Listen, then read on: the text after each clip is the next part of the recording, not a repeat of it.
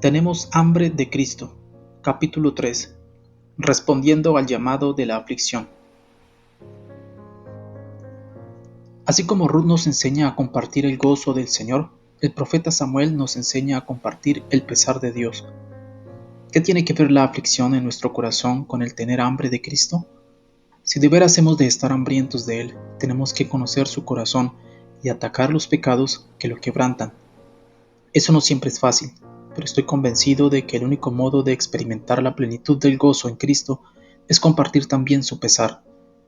Dice la Biblia de los días de Noé: y vio Jehová que la maldad de los hombres era mucha en la tierra, y que todo designio de los pensamientos del corazón de ellos era de continuo solamente al mal. Y se arrepintió Jehová de haber hecho al hombre en la tierra, y le dolió en su corazón. Génesis 6, 5 al 6. Dios se aflige por nuestro pecado, y los que quieren verdaderamente andar con Él sentirán también ese pesar. En este pasaje, la palabra hebrea traducida «le dolió» significa cortar hasta el corazón. Da a entender pena, sufrimiento.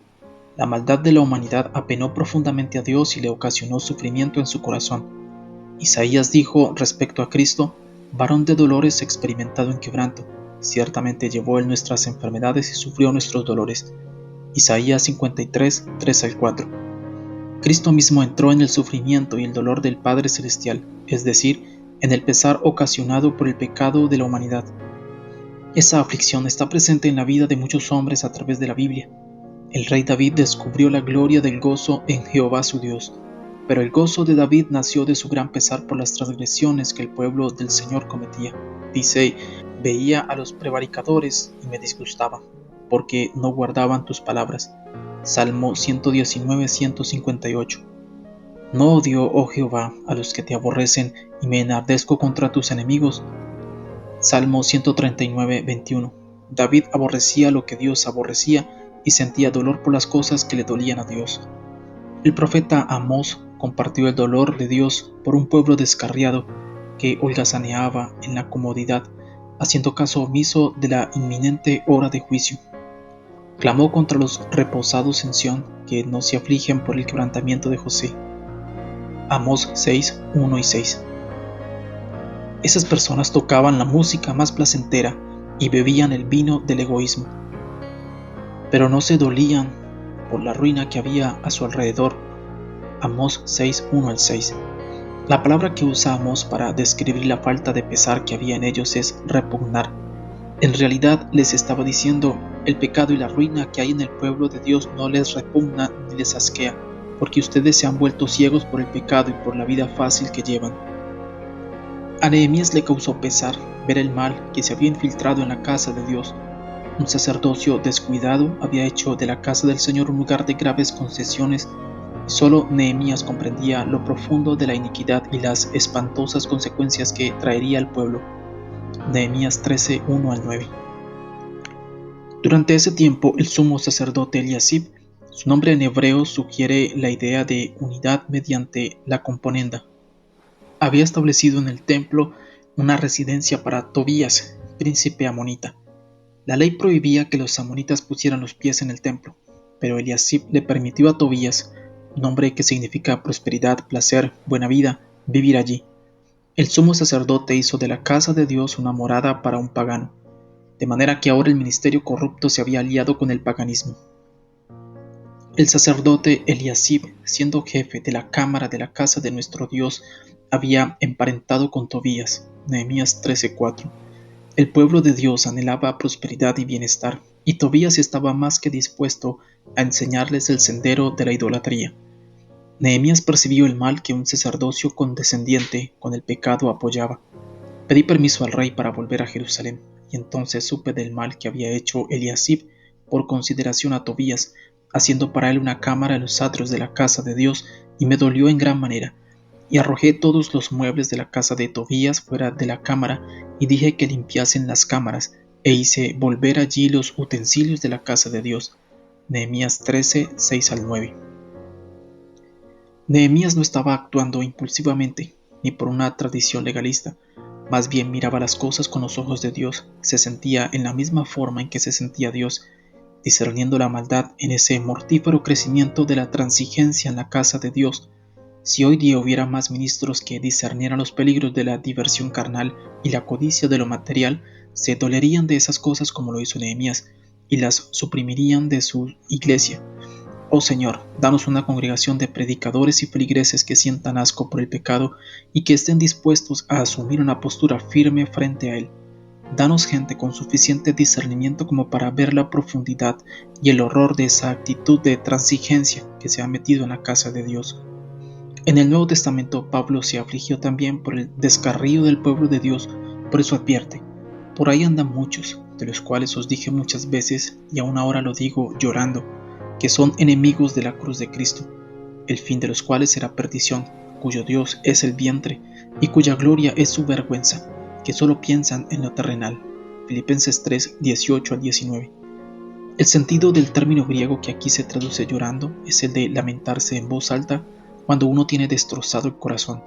Cuando Pablo veía que esos cristianos se apartaban para abrazar las cosas terrenales y rechazaban el oprobio de la cruz, su corazón se destrozaba a tal punto que literalmente se estremecía con el pesar de Dios.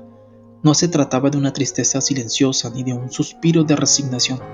Era el clamor sonoro, penetrante y afligido de un hombre que se adentraba en el mismo dolor de Dios por sus hijos descarriados. Pero como dije antes, el hombre, aparte de Cristo, que fue llamado más que ningún otro a expresar la aflicción de Dios, fue Samuel. En realidad fue llamado al ministerio del pesar. El pesar que soportaba no era el suyo propio ni el de la humanidad, era más bien el profundo e insondable pesar de Dios. El ministerio del pesar. En los años anteriores al nacimiento de Samuel, el pueblo de Dios se había apartado de él y había caído en la idolatría y en la decadencia interna. Dios tenía profundo pesar por esa condición, y no tenía nadie que pudiera expresárselo al pueblo. El Señor estaba a punto de apartar su gloria de su casa en Silo, y los ministros que por entonces oficiaban ante su altar ni siquiera lo sabían. Qué triste es estar tan sordos, tan mudos y tan ciegos que precisamente en el momento del juicio Israel estaba corrompido, el sacerdocio era adúltero y el ministerio establecido y organizado era ciego por completo. Elí, que en esa época era el sacerdote del templo, representa a los sistemas religiosos decadentes con todo su interés egoísta y su desdén por el pecado. Así como el pueblo se ablandó por la vida ociosa, también el propio Elí se volvió perezoso con respecto a las cosas de Dios. Solo cumplía con el protocolo rutinario como sacerdote y también como padre. Sus hijos Ofni y Finés representan el ministerio continuo de la tradición. Esos dos jóvenes sacerdotes nunca tuvieron un encuentro con Dios. No sabían lo que significa tener hambre de Dios, escuchar la voz celestial, ni ansiaban experimentar la gloria y la presencia del Señor. La lujuria los consumía, el pecado los había endurecido. No es necesario que nuestra mirada vaya tan lejos hacia el pasado para encontrar esa clase de sistema religioso que protege y hasta alienta a los ministros a que se sirvan a sí mismos. Basta con que echemos una mirada a nuestro alrededor en nuestros días para ver pastores que ni ayunan ni oran, que ambicionan los mejores puestos del ministerio con los mayores beneficios y las mejores oportunidades de ascenso. Nunca han tenido el corazón quebrantado por la humanidad perdida, conocen poco del sufrimiento, son producto de un ritualismo frío y muerto. No están vibrando por haber pasado tiempo con Dios. Dicen lo que hay que decir, cosas novedosas, y suenan y actúan como profesionales, pero no tienen la unción santa, no conocen el temor ni el terror de un Dios santo. Y como los hijos de Eli se vuelven sensuales, mundanos y egocéntricos, se han engordado de lo principal de todas las ofrendas del pueblo. 1 Samuel 2:29. Ofni y Finés llegaron a corromperse a tal punto que Dios los llamó hijos de Belial o hijos de Satanás. De ellos dice la Escritura que no tenían conocimiento de Jehová, en el versículo 12. Esa es una razón más por la cual hoy día una multitud de jóvenes evangélicos que se están volviendo fríos y sensuales, y llevan una existencia indolente e inestable. Demasiados pastores han estado complaciendo los deseos sensuales de esos jóvenes. Ahora contemplamos la tragedia de una generación entera que se ha descarriado porque son muy pocos los pastores que les pueden enseñar a escapar de las trampas satánicas de este mundo. Tal como puede sucederles a esos pastores descarriados, Elí perdió todo su discernimiento espiritual. Eso queda claro por la presencia de Ana, una mujer piadosa que estuvo llorando amargamente en la casa de Dios en Silo. Permaneció en profunda intercesión, suplicándole al Señor que le diera un hijo. Ana sirve como modelo del remanente santo actual, que en su intercesión clama a Dios por una palabra refrescante de él. Pero Ana hablaba en su corazón, y solamente se movían sus labios, y su voz no se oía, y Elí la tuvo por ebria. 1 Samuel 1:13. Ana estaba orando en el Espíritu, conversando con Dios, bajo la unción divina, y pronta a convertirse en un canal de renovación en Israel. Pero Elí, el hombre de Dios, no pudo discernir aquello. Pasó completamente por alto el significado de lo que estaba sucediendo ante el altar. Uno se pregunta qué le había pasado a ese sacerdote del Altísimo, cómo podía hallarse en el umbral de una profunda y nueva acción de Dios y sin embargo estar tan fuera de contacto con el Señor que confundió el espíritu con la carne. El Señor estaba afligido, quería cambiar las cosas, estaba a punto de actuar. ¿Cómo lograría que su mensaje llegara a ese descarriado y corrupto pueblo de Israel? El sacerdote se había vuelto tan indulgente, tan cómodo y tan afianzado en la tradición, que no tenía ni la menor idea de lo que Dios estaba a punto de hacer. El mensaje de este pasaje nos comunica, y es bien claro, Dios tuvo que actuar fuera de la estructura religiosa establecida para encontrar a alguien lo suficientemente abierto a Él como para compartir su pesar. La profecía. Como sabemos por el conocido relato, Ana sí concibió y dio a luz un hijo, Samuel, y lo consagró al servicio del Señor. Algún tiempo después el niño se fue a vivir con Elí en el templo. Dios mandó un profeta desconocido para que le llevara un mensaje al sacerdote. La palabra de ese profeta fue como una flecha disparada directamente al corazón de un sistema religioso que presumía estar bien protegido. Dios le dijo a Elí: has honrado a tus hijos más que a mí. Cortaré tu brazo y el brazo de la casa de tu padre, y todos los nacidos en tu casa morirán en la edad viril. 1 Samuel 2, 29, 31 y 33. ¿En qué sentido Elí había honrado a sus hijos más que a Dios? Porque sabía de la conducta malvada de sus hijos y no hizo nada al respecto. Por ejemplo, cuando Elí se enteró de que sus hijos hacían alarde de sus fornicaciones en la puerta misma del tabernáculo, todo lo que les dijo fue: no, hijos míos, porque no es buena fama la que yo oigo, pues hacéis pecar al pueblo de Jehová. 1 Samuel 2:24. Cuando ellos se adueñaban de la carne que estaba destinada a las ofrendas del Señor, él se hacía el desentendido. Más tarde, Dios confirmó por medio del joven Samuel que esa era la razón por la que él iba a juzgar a la casa de Eli. Le mostraré que yo juzgaré su casa para siempre, por la iniquidad que él sabe, porque sus hijos han blasfemado a Dios y él no los ha estorbado. 1 Samuel 3:13. Creo que ya está decretado un juicio aquí en la tierra siempre que los ministros del Evangelio sepan acerca del pecado en sus congregaciones o sus familias y se nieguen a enfrentarlo. Tal vez emitan leves llamadas de atención a los adúlteros, los fornicarios, los chismosos, los egocéntricos, pero no transmiten un mensaje claro de reprensión. Les da miedo disciplinar a sus hijos espirituales, pero en el día del juicio nuestro Señor les preguntará: ¿por qué no les mostraron a las personas la diferencia entre lo santo y lo profano? ¿Por qué Elí fue tan blando con los pecados de sus hijos? Porque cuando se robaban las carnes finas, antes que fueran introducidas en la olla, le llevaban a Elí la carne fresca y roja para asar, y él se había acostumbrado a ella. Si les hablaba muy enérgicamente, iba a tener que volver a comer la carne cocida de la ofrenda, que era la porción del sacerdote. Había aprendido a cerrar los ojos ante todo el mal que se cometía a su alrededor, en la casa de Dios y en su familia misma. Esa es la razón por la cual algunos predicadores son blandos cuando se refieren al pecado. Sus apetitos se han despertado con la vida cómoda, disfrutan del lujo y del prestigio, de los grandes números y de los enormes edificios. ¡Ay, qué sutil es la componenda! Cuando hay que abordar algún asunto, el ministro se limita a decir entre dientes: no hay que hacer esas cosas malas. No habla como un trueno santo, no muestra pesar por el pecado ni por la componenda. No tiene la visión de Pablo sobre la tremenda idolatría del pecado, no hace advertencia alguna sobre la retribución y el juicio divino.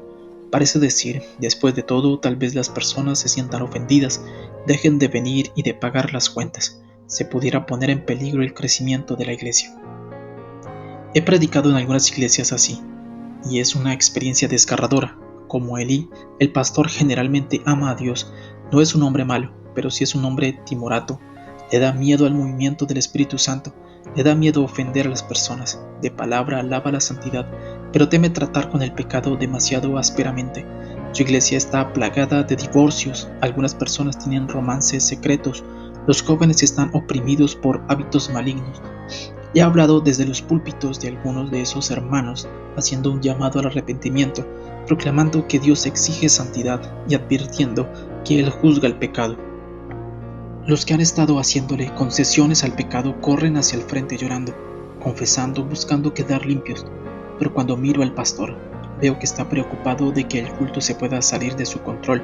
Le da miedo que las personas lloren descontroladamente o caigan al suelo compungidas al llorar por sus pecados. Le da miedo que los nuevos no entiendan y entonces se impacienta por tomar la batuta de la reunión y calmar las cosas. Se acerca al púlpito y susurra dulces palabras de consuelo diciendo que Dios los ama a todos. Luego les hace notar a todos que ya es muy tarde y pronto disuelve la asamblea. Apaga por completo la obra de convicción que ha estado haciendo el Espíritu Santo, y los miembros de la iglesia, agobiados por el pecado, se van a sus hogares atribulados por lo que parece ser falta de interés por parte de su pastor. De ese tipo de reuniones salgo descorazonado. Me pregunto, ¿dónde está el dolor por el pecado? ¿Es que los líderes no pueden ver que esas ovejas que lloran quieren permitir que la convicción del Espíritu Santo realice en ellas su obra purificadora? La compañía de Samuel. ¿Dónde están los herederos de Samuel que han escuchado la voz de Dios, a quienes el Espíritu Santo ha despertado y que han recibido una revelación de los juicios inminentes contra una iglesia mal encaminada? ¿Por qué todos los predicadores del Evangelio no están afligidos por la condición de pecado que hay en la casa de Dios? ¿Por qué no están clamando todos los pastores y evangelistas, cual vigías en la muralla? Dice la Biblia que Samuel recibió una visión en la que Dios pronunciaba el fin de una estructura religiosa descarriada, y Samuel se lo manifestó todo a Elí sin encubrirle nada. 1 Samuel 3:18. Le pregunto, pastor, ¿lo está manifestando usted todo?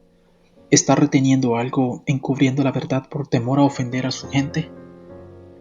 A pesar de los que tienen miedo de dar el mensaje completo a la iglesia, creo que el Señor siempre envía una compañía de Samuel, que sí está dispuesta a escuchar su voz en un tiempo de decadencia espiritual. Esa compañía está formada por hombres y mujeres a quienes no les importa la tradición, los ascensos ni las fronteras denominacionales.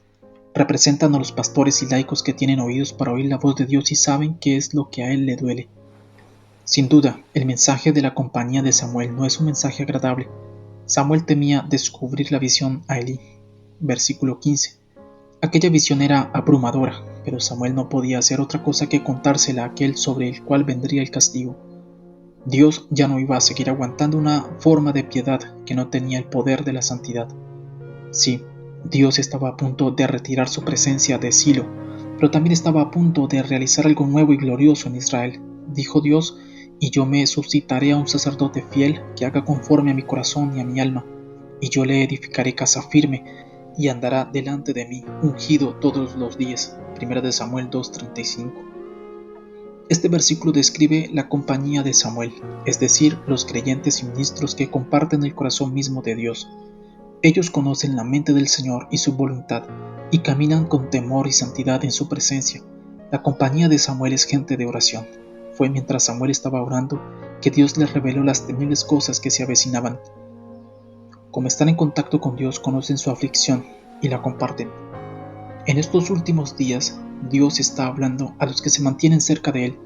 Dios revela su corazón a los que tienen hambre y sed suya, que suspiran en pos de Él como suspira el ciervo por el agua, que han muerto a toda ambición egoísta y que no tienen otra meta en la vida sino causar complacencia, gloria y gozo al corazón de Dios.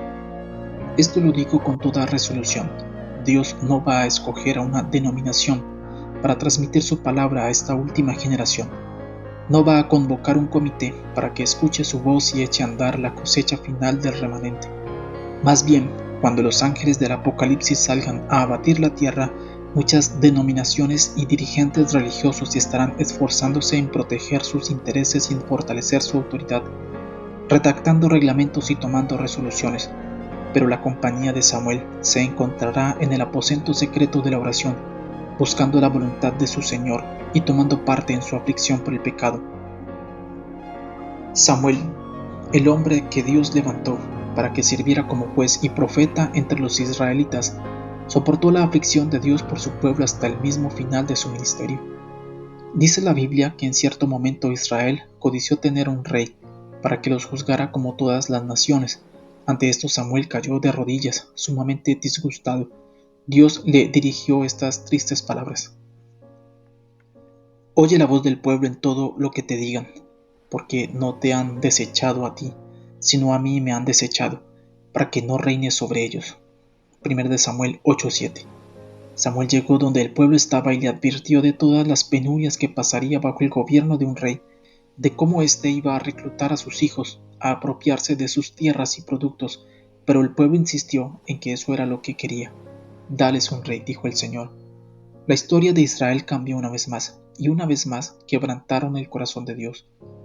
Dondequiera que uno vaya en la actualidad, un número cada vez mayor de miembros del pueblo de Dios están rechazando el señorío de Cristo. Están clamando que quieren ser como todas las naciones. Esa es la esencia de la componenda o de la mezcla. Ser semejantes al mundo. Están diciendo, queremos a Dios y al mundo también. Quieren el reconocimiento y el prestigio que el mundo confiere, los placeres del mundo y la buena vida de lujo. Pero gracias a Dios por las protestas de la compañía de Samuel. Esa compañía ha oído la voz de Dios y sabe a dónde va a parar toda esa componenda. Ve que se acercan los tremendos resultados de la apostasía y solloza como Samuel, dejando salir un penetrante y desgarrador grito de pesar. Con la aflicción viene el gozo. Los que lloran por el pecado en la iglesia y disciernen los errores que en ella se cometen, reciben el mote de profetas de calamidades. Muchos que los conocen dicen, no me gusta estar cerca de ellos, suenan negativos y malhumorados, y se ven muy tristes. Pero esos espectadores simplemente no conocen a esa gente que llora. No comprenden que los que de veras se afligen junto a Dios reciban un corazón que salta de gozo en Jehová. Aunque la higuera no dé fruto, ni haya provisión alguna en las vides, aunque falte el producto del olivo y los campos no den sustento, aunque los rebaños sean quitados del redil, y no haya hatos en los corrales, aún así yo saltaré de gozo en Jehová. Exaltaré en el Dios de mi salvación. Jehová, mi Señor, es mi fuerza. Habacuc 3:17-19. Ese gozo viene al conocer que Dios siempre tendrá un ministerio puro, por medio de un pueblo santo y separado. Aún en los días de mayor maldad, ese pueblo sabrá que Dios lo va a honrar con su presencia constante. Su fuerza la saca de la fe en la majestad y en el poder de Dios, cuyos juicios son siempre justos. Con Habacuc las personas son capaces de decir, aunque todo lo demás falle, mi corazón se gozará solamente en Dios. Aun cuando el fracaso parezca rodearlas por todos lados y ven poca evidencia de frutos, su dolor da paso a un éxtasis de gozo porque están cerca del corazón del Señor. Y como Pablo, ese remanente sufriente puede decir, como entristecidos, mas siempre gozosos, como pobres, mas enriqueciendo a muchos, como no teniendo nada, mas poseyéndolo todo. 2 de Corintios 6:10. Parece ser que Samuel tuvo poco gozo durante el desastroso reinado de Saúl, el rey escogido, porque siguió haciendo duelo por él. 1 de Samuel 15:35. Por fin el Señor le dijo, ¿hasta cuándo llorarás a Saúl, habiéndolo yo desechado para que no reine sobre Israel? Llena tu cuerno de aceite y ven, te enviaré a Isaí de Belén, porque de sus hijos me he provisto de rey. 1 de Samuel 16:1. Se trataba por supuesto del joven David, un hombre que fue pastor de Israel, conforme a la integridad de su corazón. Salmo 78:72, y que fue prefiguración del Mesías. En efecto, son las palabras de David las que nos animan a creer que compartir el dolor de Dios redundará en regocijo. Hablando de su tesoro de experiencias como alguien que tenía hambre del Señor, David dijo, por la noche durará el lloro, y por la mañana vendrá la alegría. Salmo 35. Que así sea para las personas hambrientas de hoy. Que nuestra hambre nos conduzca al aposento de oración para compartir la aflicción de Dios y al cuerpo de Cristo para compartir su gozo.